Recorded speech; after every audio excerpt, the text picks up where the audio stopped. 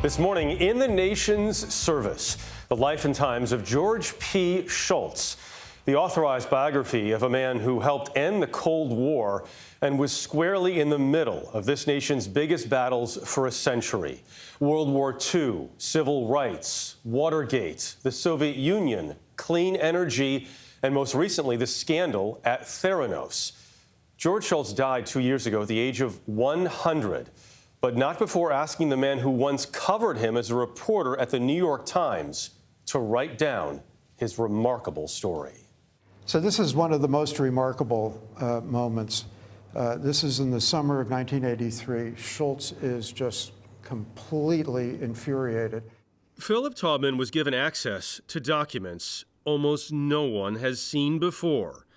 George Shultz's archives at Stanford University, including a diary kept by Schultz's assistant. He said, "Don't worry, I'm going to raise wholly unshirted hell." Run into the Oval Office. Go into the Oval Office and raise wholly unshirted hell, whatever that is. Yeah. But I think it was basically, I'm going to threaten to resign again. Taubman's book, In the Nation's Service, begins in New Jersey, where George Shultz grew up before serving in World War II. Following economics degrees, Schultz became a professor at the University of Chicago, teaching old-fashioned conservative market theory. He served briefly in the Eisenhower administration, then left academia again for the Nixon administration to become Secretary of Labor. Not a predictable one. The way to think about George Shultz is as a pragmatic problem solver.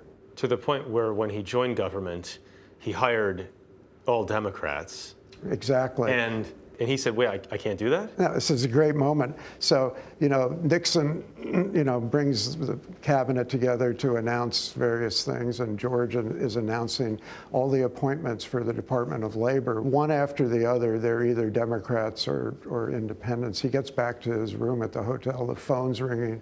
He picks it up, and it's one of Nixon's advisors basically saying, "What the hell are you doing?"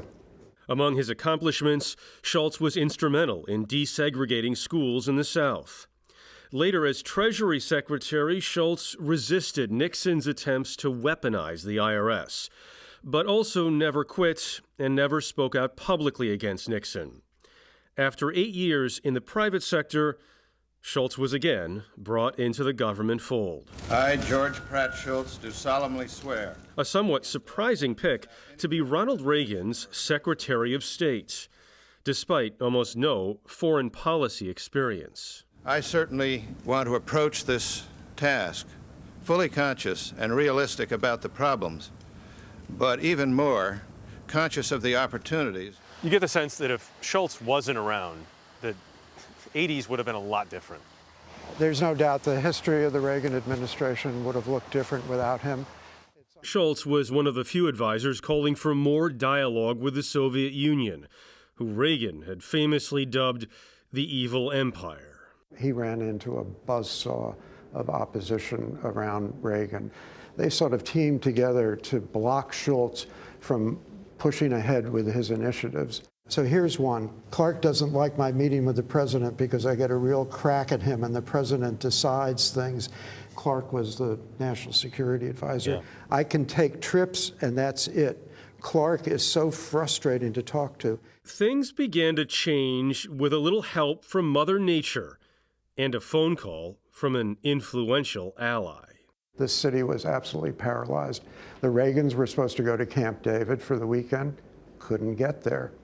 So Nancy Reagan picks up the phone on Saturday morning, calls Schultz and says, "George, how about you come over to dinner with us tonight?"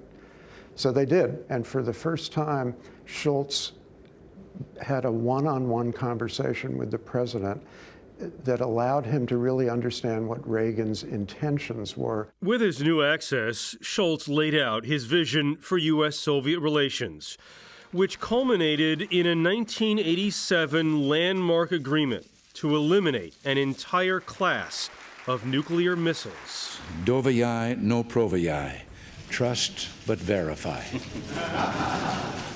The INF Treaty was Schultz's crowning diplomatic achievement. Gorbachev said the Cold War would not have ended were it not for George Shultz. Yeah, the exact paraphrase is, the Cold War could not have ended without Ronald Reagan, but Ronald Reagan could not have ended the Cold War without George Shultz. By the early 90s, the Cold War was won, but Schultz, now out of Washington, had plenty of fight left in him. He was an early supporter of the 2003 invasion of Iraq. He denounced the continued embargo of Cuba, and more. George Shultz, in many ways, was ahead of the curve on climate change. Solar panels on the house, electric vehicles before they were mainstream. Yeah, you should have seen him driving around the Stanford campus in his 90s.